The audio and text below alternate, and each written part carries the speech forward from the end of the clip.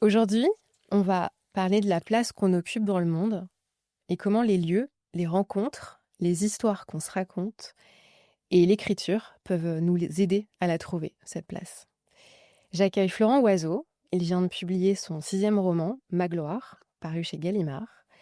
Magloire raconte la dérive d'un homme qui boit comme d'autres feraient des mots croisés. Il quadrille ses journées entre brèves de comptoir et magouilles décontractées. Il est mari, père, il est aussi détaché des grands élans existentiels qu'attachés aux petits détails qui font le sel de la vie. Un jour, sa fille, Lune, rentre de l'école et lui annonce qu'il est choisi pour jouer un rôle dans le spectacle de fin d'année de l'école. Peut-être le rôle de sa vie, c'est pas n'importe quel rôle, c'est le rôle d'une fée guérisseuse. Bonjour Florent. Bonjour Sophie. C'est quoi pour toi être à sa juste place? Je vais découper la question en deux parties. Euh, je crois que être à sa place dans sa tête, dans tous les endroits qu'on habite, c'est une fois qu'on a fait le calcul, ou plutôt le décompte des impératifs, des impondérables, des aléas, de toutes les choses qu'on ne maîtrise pas. Euh, et qu'une fois qu'on a fait ça, qu'on est quand même capable de dire je changerai rien demain. C'est, j'imagine, à la fin de la journée, faire la liste des choses qu'on a subies et qui nous ont coûté, et en avoir le moins possible. Et il y a autre chose, pour prendre le truc un peu plus, être un peu plus bas de plafond, mais être à sa place, aussi être à sa place géographiquement. Mm. Et je crois qu'on a, en tout cas moi j'entends souvent, j'aime pas Paris, j'aime pas Marseille, j'aime pas la ville, j'aime pas la campagne. Ça, je crois qu'on n'a aucune incidence là-dessus. J'ai l'impression que les lieux nous choisissent et qu'en fait, ils étaient là avant nous, ils seront là après, ils ont leur spécificité, et on s'adapte ou on ne s'adapte pas, mais on est choisi par une ville. Moi, j'aime beaucoup Paris, mais je vais commencer avec quelque chose de très prétentieux, très sentencieux, mais je pense que c'est parce que Paris m'aime beaucoup.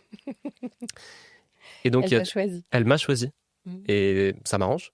Mais si un jour c'est Nevers qui me choisit, et ben, j'aurais pas tellement d'incidence là-dessus. Donc il y a géographiquement être dans l'endroit qui nous convient parce que cet endroit nous aime, et puis dans sa tête, être à la bonne place, c'est être à l'endroit où je crois qu'on subit le moins possible. Et quand je dis ça, il y a aucune... enfin, c'est pas un truc bourgeois, condescendant, de prôner absolument la liberté. Je sais qu'il y a des choses qu'on ne maîtrise pas, mais je crois qu'il faut essayer de se battre pour qu'il y en ait le moins possible. C'était quand la dernière fois que tu t'es sentie vraiment à ta place? Euh, Ce sont des moments qui m'arrivent globalement quand je suis en bande. Je suis pourtant très très solitaire. J'ai passé des milliers d'heures seul dans ma vie. Je crois que je connais personne qui a été aussi seul volontairement, hein. Mais je suis aussi très entouré. Je suis très bande. J'adore fédérer. J'adore l'esprit d'équipe. Euh, En venant dans le métro, il y avait une fille dont les cheveux sentaient le monoeil, et ça m'a tout de suite renvoyé dans notre colonie de vacances où on partait avec la mairie de ma ville. Et c'était des odeurs qui m'ont rappelé des colos à Saint-Brévin-les-Pins. C'est pas très exotique, mais on avait quand même du monoeil. Des moments, je fréquente beaucoup un bar dans mon quartier, qui est une sorte de village où tout le monde se connaît, et qui est aussi une pièce de théâtre. Et je m'y sens à ma place. Je me sens à ma place quand je suis avec ma famille, avec les gens que j'aime. Je suis à ma place avec les autres. Ça veut dire quoi pour toi prendre sa place dans le monde? Prendre sa place dans le monde, j'imagine qu'il y a quelque chose de l'ordre de la décision. Euh, mais c'est un domaine dans lequel je suis pas tellement expert. Parce que comme j'ai fait à peu près que ce que j'ai voulu de ma vie, en fait, j'ai même pas, ça, à aucun moment à aucun moment j'ai été courageux. À aucun moment j'ai été proactif, décisionnaire. C'est juste que je pouvais pas faire autrement. Donc, j'imagine qu'il doit y avoir quelque chose de l'ordre de la décision, mais comme j'en prends assez peu, si ce n'est celle qui consiste à faire que ce que j'ai envie de faire, euh, je saurais pas. On peut prendre sa place dans le monde en ayant envie de faire ce qu'on a envie de faire. Eh ben, ce sera ma réponse. Ok, Mm, partons mm. là-dessus. Ouais.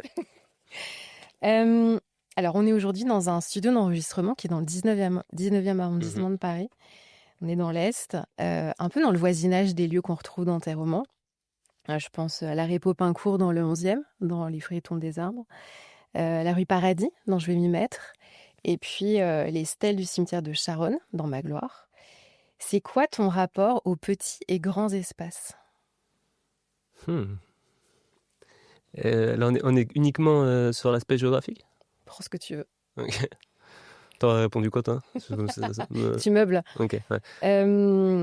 Ok, je te laisse réfléchir, je réponds à ça. Euh, Moi, je crois que j'ai longtemps cherché ailleurs si j'y étais, avec un vrai goût pour les grands espaces, et que je découvre à quel point les petits espaces peuvent avoir beaucoup d'amplitude. Ah, c'est pas mal comme réponse. Mais elle est prise. Ouais. Donc toi, on t'a pas dit va voir ailleurs si j'y suis, on t'a dit va voir ailleurs si t'y es. Ou tu t'es dit Ouais, je pense va que je me voir suis ailleurs. dit. Ouais. Et tu t'y es trouvé, tu disais? Là, ça Je devient pense que, technique, là. ouais, je pense qu'il y a eu une rencontre en partant loin avec Ok. moi. Et maintenant, mon job, c'est de mettre cette géographie lointaine à l'intérieur. Et c'est beaucoup plus économe, par ailleurs. Ouais, c'est vrai, ça peut m'arranger. Allez, à toi. C'est un critère. Ok. Alors, moi, figure-toi que j'ai longtemps cherché ailleurs si j'y étais. Trop facile, Ok, beaucoup trop mince. facile. Non, les petits, les grands, mais je suis pas obligé de faire je suis pas obligé de faire pareil. Non? Je vais partir sur complètement différent. Bah oui. Moi, j'ai toujours vécu en ville Mhm. et toujours dans des toutes petites surfaces. Ouais. Euh, donc, mon rapport aux grandes surfaces, non, là, ce sera Ronnie 2. Non, je vais m'y perdre. Euh, j'ai l'impression que de vivre dans des studios, dans des 16 mètres carrés, ça m'a privé de rien. Parce que, justement, l'espace qu'il y a dans ma tête est tellement vaste, ce qui peut avoir l'air d'être un compliment ou pas du tout. Type qui a beaucoup d'air dans sa tête. Non, mais il y a tellement d'endroits dans lesquels je peux voyager dans ma tête. Je crois que, justement, de vivre dans des petits appartements, de beaucoup m'ennuyer, d'avoir un confinement dans 17 mètres carrés. Euh, j'ai assez rapidement vécu seul dans des petits apparts, sans projet, sans fric. Euh, donc j'avais pas le choix que de m'échapper autrement. L'écriture a servi aussi à ça, je pense, parce que je trouvais pas d'autre façon de m'en aller. Et je pense que si jamais j'avais eu 200 mètres carrés pour m'épanouir, j'aurais été paradoxalement beaucoup plus étriqué dans ma tête, parce que plus de possibilités, parce que plus de gens invités, parce que des soirées peut-être d'une autre ampleur. Euh, et donc ce rapport à l'ennui vient aussi du fait que j'avais des endroits à conquérir dans ma tête et peu d'espace pour avoir autre chose à faire. Hmm. Ouais, pas mal en fait, hein, Elle tu est vois. très bien. C'est super. Ouais, c'était le temps que je réfléchisse un peu. De temps en temps, je vais t'envoyer. Allez, c'est moins spirituel que toi. Mais de temps en temps, on a le droit, ça, dans le cadre de l'interview, que je te pose des questions. T'as utilisé ton seul joker. Ah ouais, ok, d'accord. Dommage. Ok, Et tôt. ok, ouais. Euh, Lors d'une interview, t'as dit que tu pouvais pas écrire sur des lieux que t'avais pas rencontrés. C'est quoi un lieu qui t'inspire? Tous les lieux peuvent m'inspirer. Je triche sur... Enfin, je triche. En tout cas, je prends pas mal de liberté quand j'écris à pas mal d'endroits. Je triche jamais avec les lieux. Parce que je trouve que ça se sent. Dans le cadre d'un précédent roman, j'avais besoin d'un chapitre dans ma tête. En plus, c'était même peut-être deux chapitres qui se passaient à Gênes. Et alors j'aurais pu faire du street view, j'aurais pu aller à la bibliothèque, regarder sur internet. Je sais pas si ça se fait encore d'aller à la bibliothèque pour voir à quoi ressemble une ville, mais euh, bon, moi j'ai préféré y aller. En définitive, je suis rentré 5 jours plus tard avec 5 lignes. Ce qui, sur le plan financier, surtout quand on connaît la réalité d'un auteur, s'est avéré une opération catastrophique. Mais je sais que sur ces 5 lignes, la personne qui va lire ce passage va dire ah, ok, lui il connaît Gênes. Parce qu'il y a des choses qu'on peut pas, on trouvera jamais l'odeur du porc sur Internet. On trouvera jamais l'ambiance très particulière et très ambivalente du quartier du Pré, qui est une espèce de rue dans le centre historique. à la fois sublime et qui se coupe à un moment et qui devient totalement sordide et un coupe-gorge, comme j'en ai rarement vu, alors que c'est très bucolique. 20 mètres avant, il y a des couples en polo blanc qui regardent l'immensité des bâtiments. Et ensuite, ça sent la bagarre, l'embrouille. Bon, c'est des petites choses comme ça. Et dans tous mes livres, quand il y a un lieu, je le connais. Si jamais il y a un square, le square, je le connais de jour, je le connais de nuit. J'y suis allé à toutes les saisons. Je triche pas avec les lieux. Ouais. Dans la première saison, j'avais interviewé Marie Coq, où on avait parlé des lieux, suite à la sortie de son bouquin Après le virage, c'est chez moi. Elle parlait des lieux réels ou imaginaires dans lesquels elle se sentait chez elle. Et notamment, elle connaît les paysages de Dune, le roman qui est adapté au cinéma. Est-ce que tu peux nous parler d'un lieu réel ou imaginaire dans lequel toi, tu te sens chez toi? Je vais faire d'autres réponses que les cafés et les bars. Encore que, quand à 18 ans, je suis parti travailler dans un hôtel dans le sud de l'Espagne.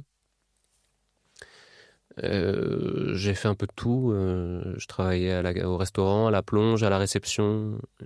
Ils m'ont mis au bar, mais ils ont vite compris que... Enfin, on m'a vite mis ailleurs. Et en fait, la première chose que j'ai faite en arrivant, je suis pas allé voir la mer alors que j'étais vraiment dans une station balnéaire à 10 minutes de Malaga, donc c'était très très facile de trouver la plage. J'ai tout de suite cherché un bar. Mais pas un bar, enfin j'avais pas soif. J'ai tout de suite cherché un endroit. Parce que comme j'étais très jeune et que je partais à 3000 km de chez moi, dans un pays que je connaissais pas, ou peu, j'avais des notions d'espagnol, mais des notions de lycée. Euh, je me suis tout de suite dit qu'il me fallait une espèce de maison de protection. On était en coloc, mais on était beaucoup. Et c'était évidemment très chouette parce qu'il y avait plein de langues maternelles différentes à table. J'étais un peu dans l'auberge espagnole, quoi. Sauf qu'on n'était pas étudiant et qu'on faisait 48 heures semaine pour 444 balles logé nourri. Ce qui fait à peu près le SMIC estonien. Moins d'ailleurs même. Mais enfin bon. Et donc j'arrive dans cette ville et il y a un bar, je sens que ça va être celui-ci. Et je rentre, c'était une sorte de vieux poète irlandais qui tenait ça, moitié poète, moitié bourré. Il voit mon accent que je suis pas espagnol, il me demande d'où je viens, il avait un peu vécu dans le Lot. Donc hélas, il s'est senti obligé de me parler français pendant 8 mois alors que son français était mais cataclysmique, ça aurait été beaucoup plus simple en anglais ou en espagnol. C'est devenu un frère. J'ai habité dans cet endroit. Quand j'avais plus une thune à la fin du mois, il me faisait à manger. Lui, il habitait dans les montagnes de l'autre côté de Malaga et donc je le faisais dormir à la maison dans notre coloc. On avait un vieil Irlandais entouré de toutes ces jolies jeunes filles de 20 ans, dont je me considérais comme une jolie jeune fille de 20 ans aussi. Ma mère le connaissait et donc en fait, je savais que cet endroit, c'était une extension de ma maison et j'ai toujours cherché des choses comme ça. Dans ma vie de tous les jours, quand j'ai du temps, je cherche des endroits qui vont devenir les miens. J'adore ça. Il n'y a rien qui me rend plus fier que de me balader avec quelqu'un, ma mère, un ami, peu importe, et de serrer des pinces. Ça me régale. Ils me disent, quitte à ce qu'on me dise, au fait, t'as oublié de payer tes verres hier, enfin, quitte à ce que ce soit un peu des réprimandes. Mais le côté un peu débrouillé, les interactions, ce sont des choses qui me régalent. Et ça, je les trouve dans les lieux qui abritent des âmes et du passage. C'est les lieux et les liens avec lesquels on se sent chez soi. Ouais, en fait, exactement. Okay. Alors, Florent, tu es assis en face de moi, dans un fauteuil gris perle, une jambe repliée. C'est ça le gris perle? Gris foncé, ouais. Une jambe repliée. Non, mais c'est classe. Oui, c'est plus classe. Pardon, excuse-moi. Une jambe repliée sur l'autre, un pull gris. T'es arrivé ici comme on entre dans un endroit familier, avec la décontraction de ceux qui rayonnent sans se la raconter, et en t'intéressant aux gens, en de vrai. Il y a de la densité dans ta présence, et en même temps quelque chose d'aérien qui fait un peu respirer les espaces liminaux. Un regard brun, doux, que je sens plus que je saisis, et c'est un regard qui circule, qui écoute les histoires et les silences. Et c'est ce regard qu'on retrouve dans ton écriture. Une écriture vagabonde et fulgurante, espiègle et mordante, sans jamais être superficiel. Le rythme ternaire est beaucoup trop vu. Toi, tu as le mouvement funambule. Par ta manière de modeler un relief poétique aux situations ordinaires, tu nous emmènes déplier des questions, des grandes questions de la vie, dans une laverie, un EHPAD ou un train couchette. Moi, j'ai l'impression que tes personnages et toi, vous avez un point commun, celui de la capacité de créer des rencontres passagères, mais avec une sensibilité profonde de l'instant. Toi qui as l'habitude d'être celui qui contemple et de mettre dans la lumière les gens de l'ombre, ça te fait quoi quand tu entends ça? C'est très joli, on pourrait presque s'arrêter là. Tout le reste sera superflu, là, on fera pas mieux, c'est très beau. Et merci déjà, c'est très bien écrit. Un petit truc, c'est que Regard brun, je me suis battu à l'ambassade de Rome pour qu'elle écrive marron-vert. J'avais même pris, parce que j'étais bloqué à Rome et je devais rentrer, et donc j'ai même pris sa lampe de bureau, comme je me suis aveuglé avec, pour qu'elle daigne y mettre marron-vert. Donc on va dire un regard brun-vert. On corrigera. Donc ça c'est bien au montage, n'hésitez pas, même avec une voix d'intelligence artificielle, c'est pas grave, mais c'est important pour le public de savoir qu'il est marron-vert. Ça me fait quoi? C'est très agréable. Je me pensais beaucoup plus, je le suis à d'autres endroits, mais je me pensais beaucoup plus narcissique quand j'ai commencé à écrire. J'étais persuadé que j'allais adorer m'écouter à la radio, que j'allais adorer me voir à la télé. Bon, après ça, j'y passe pas très souvent, donc j'allais adorer lire des retours ou qu'on me parle de mes livres. Et en fait, c'est très agréable. Je mesure la chance que j'ai de faire des choses qui suscitent des réactions ou des analyses ou des sentiments. C'est assez inespéré. Quand j'ai commencé à écrire et que j'ai vu les statistiques complètement impitoyables du monde de l'édition qui me promettaient 0,01% de chance d'avoir un contrat, je me disais, et je me rappelle, je m'imaginais toujours le même scénario. Je l'ai déjà dit en interview, mais je m'imaginais avoir un jour un lecteur que je ne connaissais pas ma mère ou un pote. Et je l'imaginais à Grenoble. Pas d'attache avec Grenoble. J'ai un peu été à Villard-de-Lans, et j'aime bien les ravioles du Dauphiné, mais bon, c'est quand même assez maigre. Quoique j'ai un souvenir avec Carole Montillet, je crois, sur des JO d'hiver, mais il me semble qu'elle est de Grenoble. Bon, enfin, et donc je trouvais ça totalement vertigineux. Je m'imaginais dans une réalité du quotidien, à savoir éplucher une carotte. C'est pas la chose qui m'arrive le plus souvent, mais en tout cas, c'est comme ça que j'imaginais la chose. Et pendant ce temps-là, à Grenoble, un type que je connaissais pas me lisait et ressentait des trucs, et je trouvais ça vertigineux. Je trouvais ça gigantesque, presque trop grand pour moi. Bon, il s'avère que j'ai quand même eu plus de lecteurs qu'un. La syntaxe de cette phrase à revoir, et pas qu'à Grenoble. Et je dis pas que je l'ai banalisé, loin de là. Mais en fait, je me rends compte que même sur quand je passe à la radio avec d'autres auteurs, ou que je suis invité dans des rencontres en salon du livre avec d'autres auteurs, une fois que j'ai fait 2-3 bons mots, que le public a rigolé, tout ça, moi presque le truc est fait, et je suis content quand c'est l'autre qui parle. Parce que ce qui m'empêche pas à certains endroits d'être bouffi de prétention, attention, je suis pas le faux modeste. Je me rends compte que je suis pas tellement la lumière, en fait, ça me plaît pas trop. Fut-elle modeste, hein, mais je sais pas, j'accueille les compliments avec beaucoup de gratitude. Là, par exemple, au-delà des choses très laudatives à mon endroit dans l'introduction de cette question, ce que j'ai retenu, c'est que c'était archi bien écrit. C'est que j'ai vraiment trouvé ça beau. Mais j'aurais trouvé ça beau même si ça parlait de quelqu'un que je connaissais pas, tu vois. Je sais pas si ça répond. Presque un détachement de... Ouais. Ok. Je sais pas trop expliquer, et surtout vraiment qui est pas à fin, quoi. Je crois vraiment que mon métier, c'est de raconter des histoires, mais... Et puis surtout, ce qui avait aussi fait que j'aimais pas trop m'écouter, c'est que j'ai quand même souvent été très mauvais, parce que je suis pas toujours capable d'expliquer pourquoi j'écris des livres. J'ai pas de, j'ai pas de plan en amont. Je sais généralement pas ce que je vais raconter d'une page à la suivante. Et et il y a toujours ce... Quand le livre est terminé et que j'ai un peu de recul, bon alors ensuite je sais qu'il y a du travail nouveau avec l'éditeur, mais et que je me dis putain j'ai encore réussi, sans et pour le coup sans par où je suis passé, tu vois.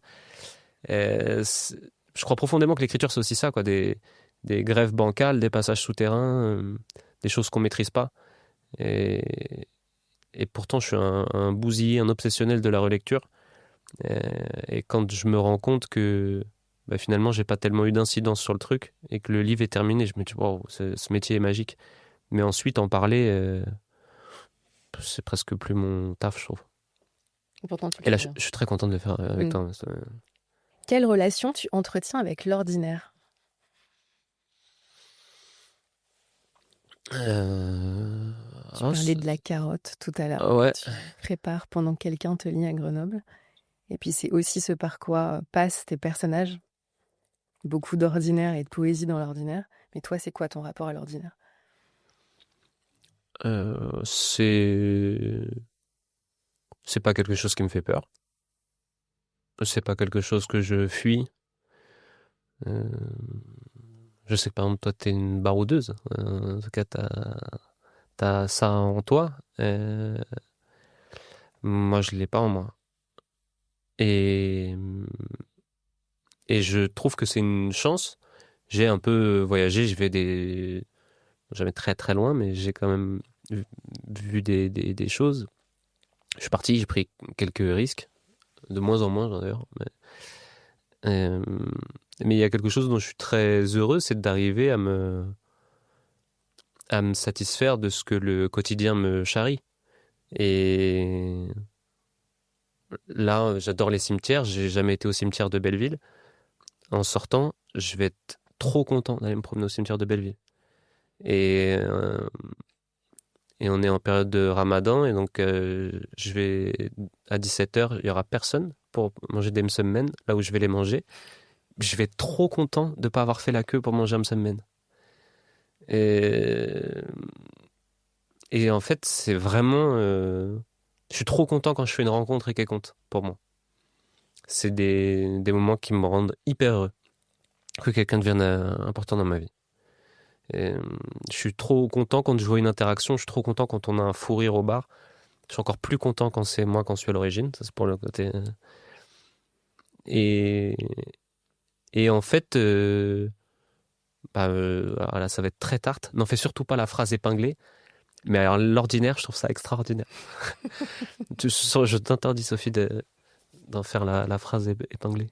Parce que ça, on va me la faire la couverture de Voici un jour. L'ordinaire, c'est extraordinaire. Mais je le pense vraiment. Promis. Mm. J'ai retrouvé cette phrase, dont je sais plus du tout de quel bouquin elle est issue, mais je l'avais mise de côté pour le jour où je t'interviewais. C'est pas dans un de tes romans, c'est un roman que je n'ai pas retrouvé. Milan Kundera regrette la disparition des flâneurs dans nos sociétés et il rappelle un proverbe tchèque à leur propos. Il contemple les fenêtres du bon Dieu. Un tel homme est heureux. Dans notre monde, l'oisiveté s'est transformée en désœuvrement, ce qui est tout autre chose. Le désœuvré est frustré, s'ennuie, est à la recherche constante du mouvement qui lui manque. Ça t'évoque quoi? Donc il fait le distinguo entre le flâneur et le désœuvré. Mm. Peut-être que ce qui pourrait faire la jonction, c'est ce que Jean-Pierre Mariel appelle le traînard, avec une voix avec le art qui dure bien longtemps. Je suis pas persuadé que ce qui œuvre pour le désœuvrement soit le mouvement. Euh, Moi, je vois des gens très immobiles et très heureux. Et souvent, je trouve que la distance a meilleure presse que le point de départ. Moi, je suis pas de cela. Je pense que, en revanche, c'est la, la capacité quand on se met en mouvement à être captif de ce qui se passe. C'est se mettre en œuvre quand on va flâner, traîner, suivre un papillon, un sac plastique, plutôt un sac plastique dans le 19e. C'est ce qu'on va en faire ensuite. C'est le plaisir qu'on y prend. C'est respecter que les choses vaines restent vaines.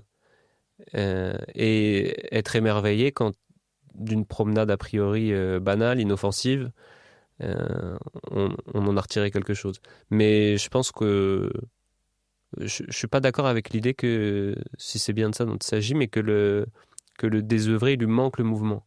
Le désœuvré, il lui manque le mouvement qui est dans sa tête pour appréhender ce qui va se passer devant lui.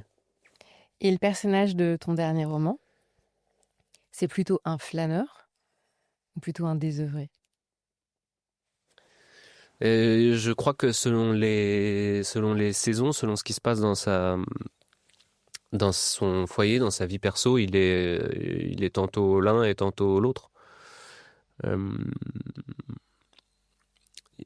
Disons qu'en plus de ça, il est en proie à une addiction qui change le paradigme selon qu'il a bu 3 verres ou qu'il en a bu 25 la veille. Selon qu'il commence à être doucement grisé et qu'il est très heureux ou qu'on est le jour d'après et qu'il s'est esquinté. Ça joue beaucoup. Ouais. J'ai proposé de lire quelques lignes de ton livre qui illustrent sans doute un peu le propos. Tiens. Merci.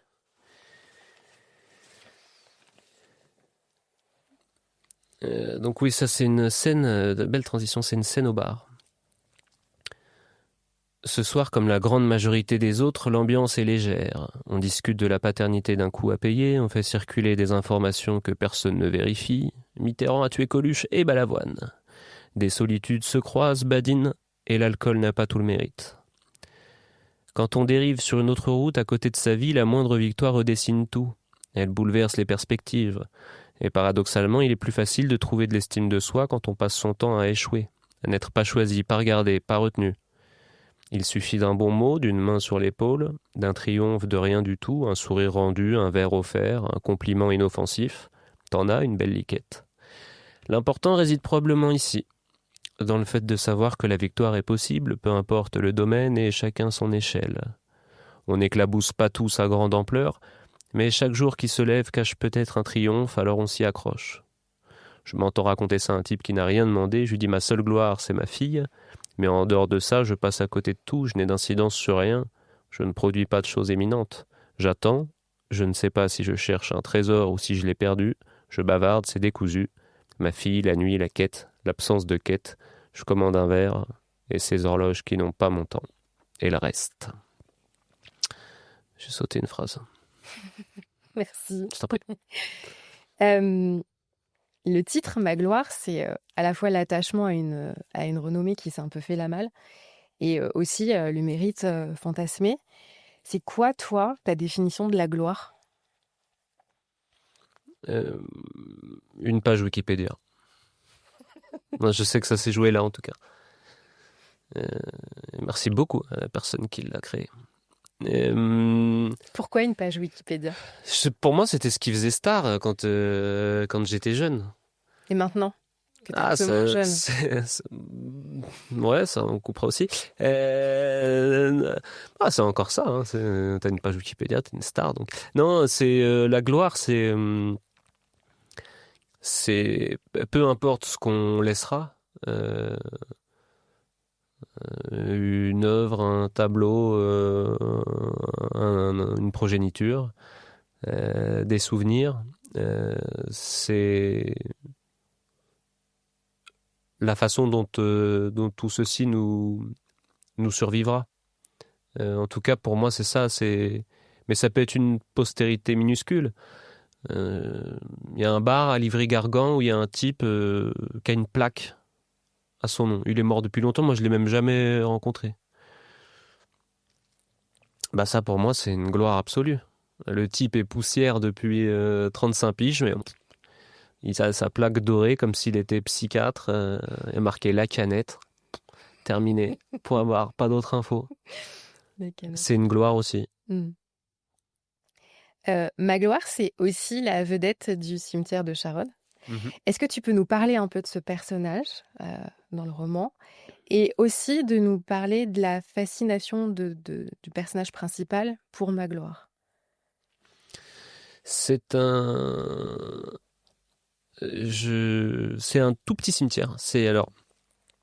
Je crois que c'est le plus vieux cimetière de Paris et le deuxième plus petit. Ou alors le plus petit et le deuxième plus vieux. Mais bon, c'est quand même un cimetière qui a déjà un certain CV quand même. Et on y échoue globalement par l'opération du hasard ou parce qu'on a lu mon livre ou parce que quelqu'un nous a donné l'adresse. Mais il est assez caché. Et j'ai tout de suite aimé m'y promener. Il y a plein de chats livrés à eux-mêmes qui ont élu domicile là. C'est vraiment tout petit. Ils jouxtent le Père-Lachaise. Et ce qui est rigolo, c'est que le Père-Lachaise fait 42 hectares et lui en fait 0,42. Donc il y a une sorte de petite passerelle entre les deux. Et dans ce cimetière, tout au fond, il y a une stèle hyper imposante. Et sur cette stèle, la statue d'un homme, visiblement ravi de tout ce qu'il a accompli. Et donc en m'approchant, j'ai regardé l'épitaphe. Et l'épitaphe dit ici repose François Bègue, dit Magloire, peintre en bâtiment, philosophe, homme du peuple, poète et secrétaire de Robespierre. Et je dis mais qu'est-ce que c'est que ce CV absurde, déjà on dirait le mien. Et je dis mais ça ne veut rien dire. Enfin, Et donc j'ai fait des recherches. Et très vite, je suis tombé sur le fait que c'était visiblement une sorte de mythomane absolu. Robespierre n'a jamais fait mention de lui nulle part. Magloire serait, selon les différentes sources, un chaman, un dandy, un rebouteux, un mec qui bossait dans un atelier juste à côté. Et j'ai dit ok, ça c'est pour moi. Et donc j'avais déjà commencé mon histoire.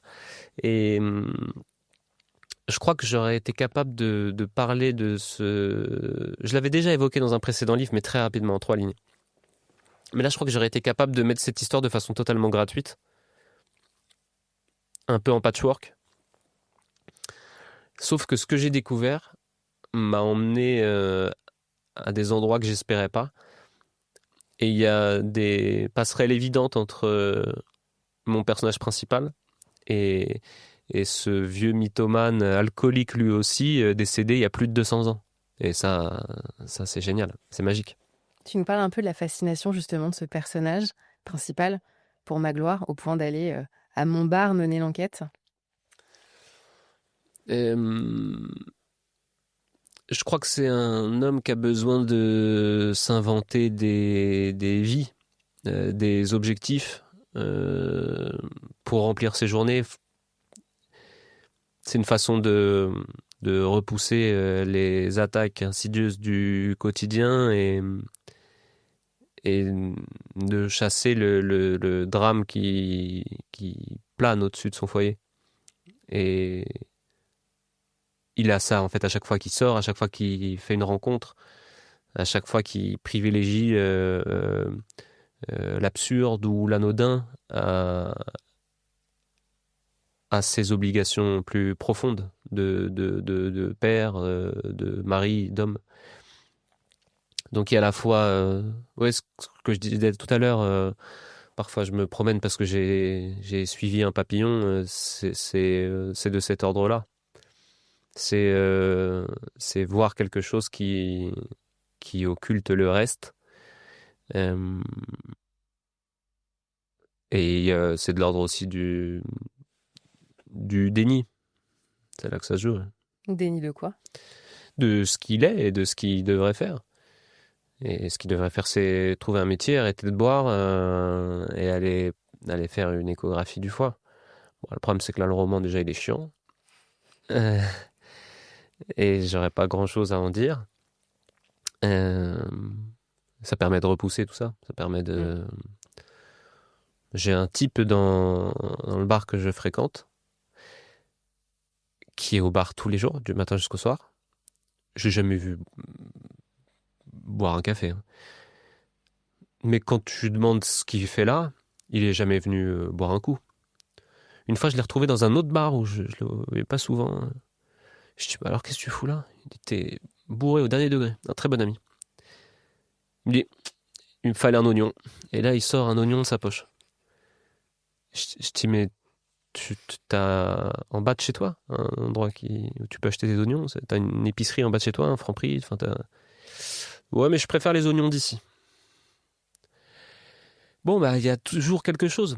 À une époque, il y avait un vague problème de réseau dans son appartement. Donc, dès qu'il avait des coups de fil à passer, mais il pouvait juste descendre et les passer ou aller les passer au parc. Et donc, tu le retrouvais à 2 heures du matin, totalement torché parce qu'il avait dû passer un coup de fil. C'est à la fois somptueux et hyper triste. C'est pareil. Je crois qu'il y a des moments où on a besoin de subterfuge. Hmm. Mm. Quand ton personnage part faire l'enquête, il part la faire avec sa fille, Lune, qui est assez désarçonnante de clairvoyance, malgré ses 10 ans. Et dans Magloire, les rôles des adultes et des enfants sont inversés, notamment le personnage de Lune et de son père, elle qui est beaucoup plus responsable et beaucoup plus lucide.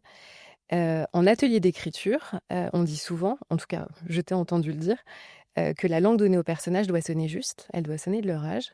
Et là, pourtant, ça marche. C'était quoi le langage de Florent Oiseau quand il était petit?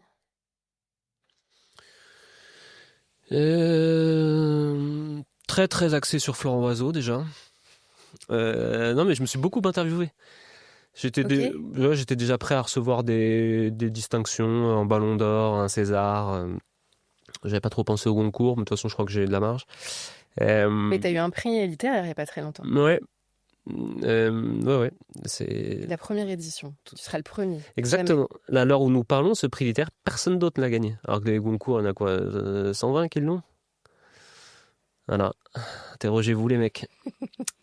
Donc la langue du petit Florent. J'ai parlé assez vite.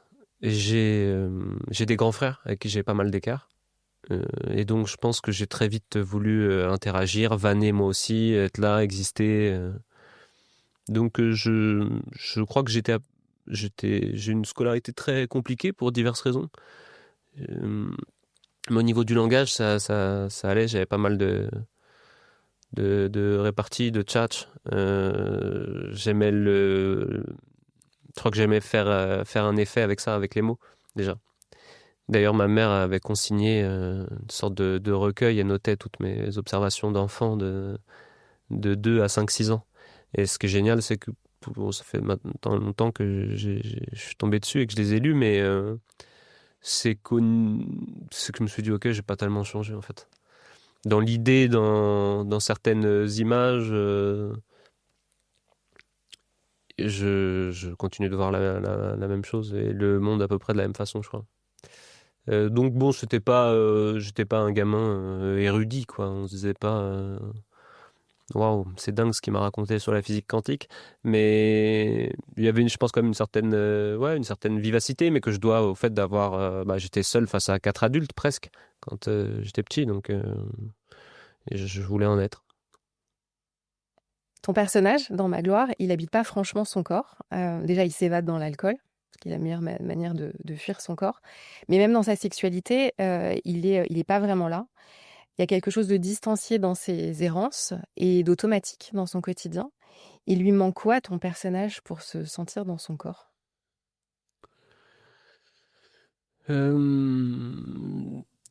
Je m'interroge assez peu sur le...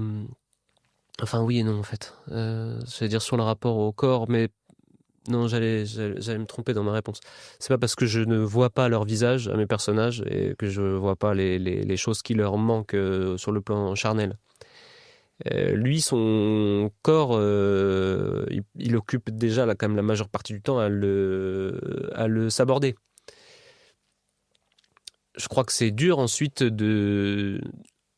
à cette enveloppe de lui trouver une autre fonction, une autre utilité, voire une autre source de plaisir quand on passe autant de temps à tout saccager. Probablement que s'il rendait son corps disponible plus souvent pour autre chose, il saurait se l'approprier à nouveau. Mais là, il est trop encombré. Il est trop encombré. Rendre le corps disponible à autre chose. Mm. On va parler un peu d'écriture. Allez.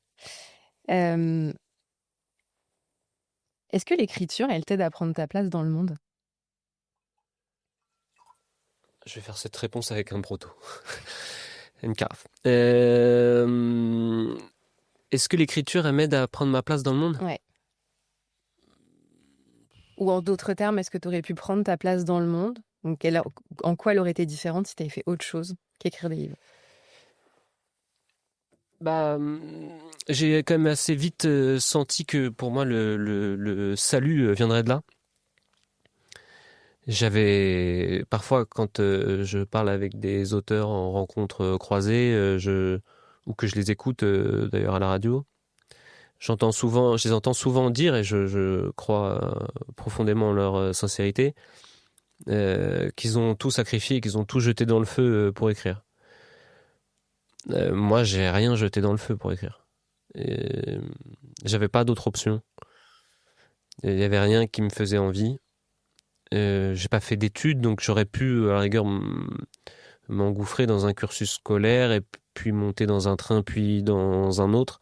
Mais j'avais même pas ça. Tous les jobs que je trouvais, qui étaient donc fatalement des jobs alimentaires, je les gardais pas. J'en aimais aucun. Dès qu'un patron me parlait mal, il n'était plus mon patron et j'étais plus son employé. Sauf que parfois, j'exigeais une espèce de politesse ou d'admiration alors qu'on me demandait de nettoyer les chiottes ou de servir une table. Et j'étais incapable de me résoudre à ça. J'ai souvent été au service des gens, et il y a des gens adorables, mais dès qu'un client, peu importe l'endroit, avait l'impression que j'étais son larbin, très vite, le taf, je le gardais pas, quoi. L'écriture, ça m'a permis de... En fait, j'ai toujours été à peu près convaincu que j'allais faire quand même quelque chose d'important dans ma vie. Je le dis avec plus de pudeur que la phrase ne laisse supposer. Je crois qu'écrire un livre, ça veut pas dire publier un livre. Écrire un livre, ça veut pas dire en vendre. Et écrire un livre, ça veut pas dire écrire un bon livre. Mais écrire un livre, c'est déjà un accomplissement énorme. Et à 25 ans, j'en avais pas eu beaucoup. Je crois que ça m'a permis de légitimer, entre guillemets, cette confiance que j'avais, que quelque chose allait se passer. Et ça a apaisé aussi certaines angoisses par rapport à l'après, j'imagine. Quelque chose allait désormais pouvoir attester que j'avais été là. Et ça, c'est un réconfort absolu. Et pourtant, ce roman, aujourd'hui, je le trouve potache, gratuit. On dirait, je sais pas, c'est du niveau d'un pomme d'api, quoi. Un pomme d'api sous acide, mais... Ah, j'en ai écrit des bons après, mais je veux dire, les premiers Mais par contre, ça a déverrouillé plein de choses. Justement, donc tu as écrit 6 romans. Quel regard tu portes sur les premiers et comment ton écriture elle a évolué au travers de ces 6 romans? Le premier, j'ai beaucoup de tendresse pour lui, mais il est plein d'oralité, de choses gratuites, faciles. Mais je l'aime quand même parce qu'on dirait pas trop un premier roman. On dirait un mauvais 10e roman. Je vais m'y mettre, Ouais. le premier. Le deuxième est raté. Le troisième... D'ailleurs, il enterrera le titre, c'est ça? Oui, voilà. Exactement. Parce que souvent, quand je dis ça, c'est celui que je vends le plus après en salon. Quand il y a une rencontre avec 20 personnes, celui-ci, je le déteste. Et après, les 20 viennent m'acheter celui-ci. Je dis, mais bon. Donc, je vais peut-être le dire de livres que j'aime bien maintenant. Mais je te donne mon honnêteté totale. Non, à partir de mon 3e roman, en fait, je me suis rendu compte que j'avais publié 2 romans et que c'était formidable. Mais que finalement, j'en aimais aucun des deux. Et je dis pas que je faisais ça à la légère. Mais je pense que je le faisais quand même avec la désinvolture qui me caractérisait beaucoup à l'époque. Moins maintenant, c'est encore un peu. Et, euh, et donc, oui, bon, bah, j'ai envoyé une moitié de manuscrit à un éditeur et ça le fait. Bon, en plus, il y a des gens qui en parlent un peu. On m'en demande un deuxième. Sauf que bah, je me suis dit, ouais, mais en fait, il n'y en a aucun qui m'en... Et donc, j'ai été beaucoup plus exigeant ensuite. J'ai voulu chasser tout ce qui était gratuit. J'y suis pas arrivé, hein. Encore maintenant d'ailleurs, mais je sais que j'ai pas forcément travaillé différemment dans ma manière d'opérer. Euh, c'est toujours chez moi, c'est toujours dans mon lit, c'est toujours sans stimulation extérieure. Euh, c'est toujours une période d'écriture assez courte, de production pure, c'est 30-40 minutes. Ensuite, 8 heures de sieste. Et puis, éplucher ça, faire un travail d'embaumeur, de médecin légiste, vraiment, où je polis le texte. Puis le lendemain, écrire 30 minutes, dormir, retravailler ce que j'ai écrit la veille et le jour même pendant des heures et des heures. Et donc ça, j'y apporte toujours la même exigence. Mais je crois aussi que comme tous les métiers, c'est un métier qui s'apprend, dans lequel on progresse. Et que au fur et à mesure, j'ai compris quels livres je voulais écrire et laisser. Qu'est-ce que tu pourrais jamais écrire? Faut se méfier de ça. Qu'est-ce que je pourrais jamais écrire? J'ai l'impression d'être à l'abri euh, d'un truc d'autofiction. Mais Faut jamais dire jamais. ouais, j'insulte pas l'avenir. Peut-être qu'à 90 ans, j'aurais quand même envie de tout raconter, tout déballer avant de m'en aller. Moins que ce soit avant 90 d'ailleurs. Et je pourrais pas écrire un truc pour les autres. Bon, après, pareil, ça dépend combien combien on me propose. Si on vient avec une énorme valoche, pleine à craquer, peut-être que... Non, mais en fait, disons que j'ai choisi quand même aussi ce métier parce que c'était celui qui me semblait m'offrir le plus de liberté. Et que ça, c'était obligatoire pour moi. Et donc, j'ai envie d'exercer ce métier en respectant les raisons qui ont fait que je l'ai choisi. Donc, un truc où je me sens obligé, un truc qui me plaît pas. En fait, si j'ai l'impression de faire un taf, euh, comme j'ai pu en faire de plus jeune, j'y vais pas. Je t'ai parfois entendu être mal à l'aise quand on te parle de l'humour dans tes romans, comme si c'était le commentaire qui pliait le game et qui faisait courir le risque de passer à côté du roman. Qu'est-ce que l'humour te permet dans l'écriture? Parce qu'il y en a. Un moment de ma vie, ça a dû me permettre de... Mais c'est peut-être même encore ça. Je pense que ça m'a souvent permis de penser que je jouais pas trop à l'écrivain. C'est pour ça que j'aime bien aussi Déjà, j'aime les ruptures de ton. J'aime que dans un même paragraphe, on puisse avoir un peu envie de pleurer et envie de rire.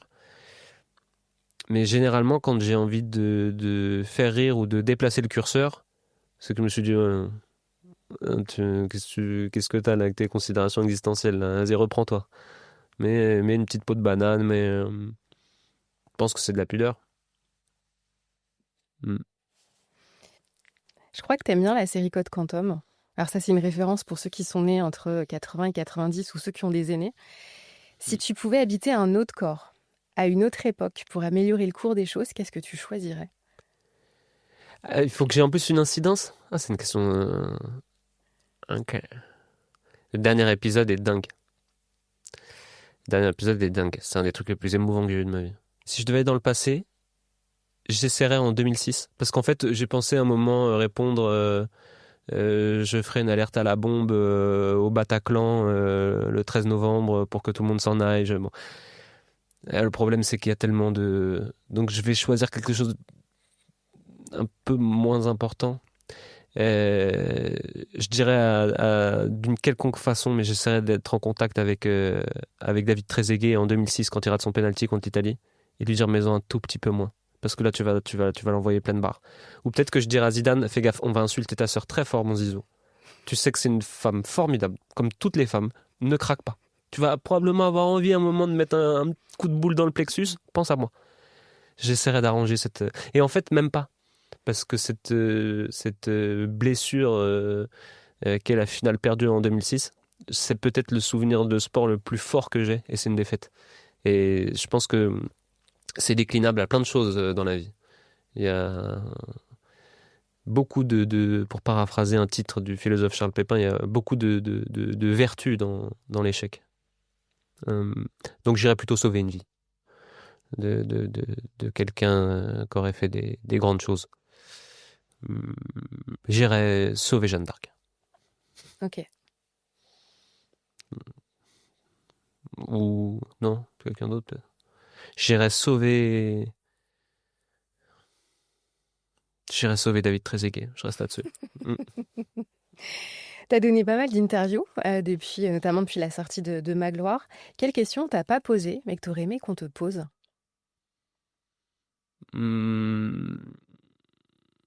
Et après, tu vas me la poser? Bah oui. Ah, ok, merde. Quelle question J'aime assez être surpris par les questions. Mais ensuite, il y a peut-être des questions que j'aimerais qu'on me pose pas.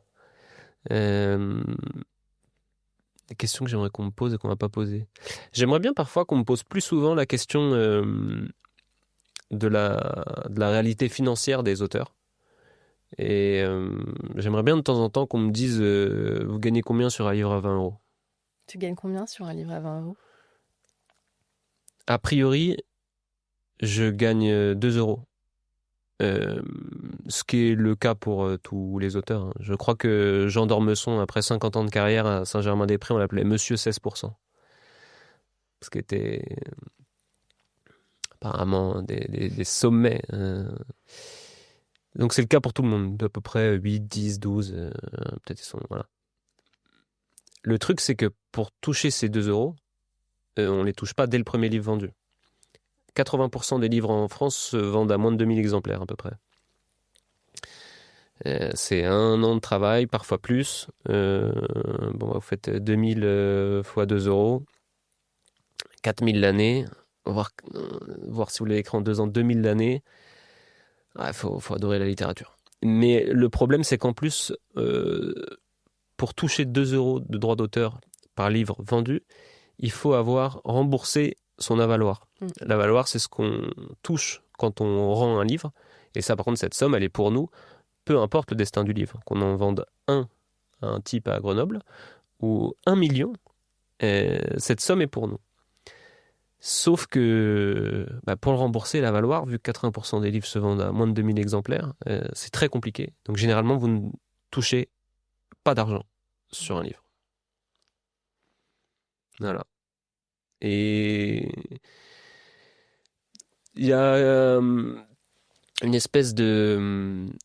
je crois, de fantasme collectif où on imagine l'écrivain comme une sorte de bourgeois qui flâne le menton en l'air et qui a le temps de s'interroger, de se poser des questions pendant que les autres sont dans les RERB pour aller bosser. J'en ai fait des jobs précaires. Il est sublime ce métier, mais c'est probablement le plus difficile que j'ai fait. Et pourtant, j'ai beaucoup de gens, y compris dans mon entourage, qui considèrent que c'est pas un métier. Mais le jour où on me verra à la fenêtre chez Drouot avec des journalistes, là peut-être, parce que c'est souvent assimilé pour que ce soit un métier, à l'argent, à la récurrence, ou à une forme de starification. Si on me voyait à la télé, là on se dirait, ah oui, ok. Mais en règle générale, on considère que c'est un passe-temps. D'ailleurs, souvent, on le demande qu'aux auteurs, ça. Ok, t'écris des livres, ok, super. Et dans la vie, qu'est-ce que tu fais? Alors peut-être que les gens n'ignorent pas la réalité financière des auteurs et qu'on se dit, bon, comme c'est impossible d'en vivre, ou très difficile, cette personne doit faire un autre métier. Mais il n'y a pas que ça. Il y a aussi l'imaginaire que, ok, ouais, c'est un passe-temps, c'est chouette. Comme de la peinture à l'huile, quoi. Mais ton vrai métier, qu'est-ce que c'est? Mon vrai métier, mon copain, c'est que j'écris des romans. Je t'ai proposé de venir avec un texte qui parle du thème de la place. Qu'est-ce que tu vas nous lire, Florent? Je vais nous lire, merci beaucoup, un passage assez court qui se passe à la fin du livre. Mais je ne peux pas trop en dire parce que pour la première fois, c'est un livre dans lequel, scénaristiquement parlant, il se passe des choses. Je pense que tu peux en témoigner. Tu l'as lu, tu as été estomaqué par tous ces rebondissements, non? Moi, j'ai adoré ce livre. Je l'ai écrit dans ma... Ah oui, non, mais ça, tu m'as fait une pub démentielle. Mais je veux dire, tu m'as déjà fait des pubs démentielles, y compris pour des livres où il ne se passait rien, où on n'était pas tellement surpris par le dénouement. C'est tout l'art. C'est qu'y a-t-il besoin d'avoir d'immenses rebondissements pour être captivé par un roman? Pas forcément, Et là, mais là, on a les deux. Mais donc, je peux pas tellement expliquer les circonstances de ce passage, mais en tout cas, c'est à la fin du livre. Il y a nos rôles et ceux qu'on aimerait incarner. Le dilemme, c'est le même pour tout le monde, occuper une place ou en convoiter une autre. Laisser une légende ou un souffle, ne rien dire ou mentir, enfouir ou garder. On se raconte des histoires, elles nous offrent un répit ou un écran de fumée, la possibilité de décider un peu, de tricher sur le scénario. Il y a la réalité et la vie qu'on aurait pu avoir, entre les deux un courant d'air ou l'univers, et à la fin, globalement, on a fait ce qu'on a pu. merci Florent. J'espère que l'écoute de cet épisode vous aura fait vous sentir à votre juste place et vous donnera envie de lire ou de relire Florent Oiseau. Et si possible, achetez-le en librairie indépendante. Ça leur fera toujours beaucoup de bien. Tu fais bien de préciser. Merci Florent. Merci à toi, c'était super. Et tu m'as posé à un moment la question sur quelle question j'aurais voulu qu'on me pose, à peu près toutes celles que tu m'as posées aujourd'hui. Super, merci à toi.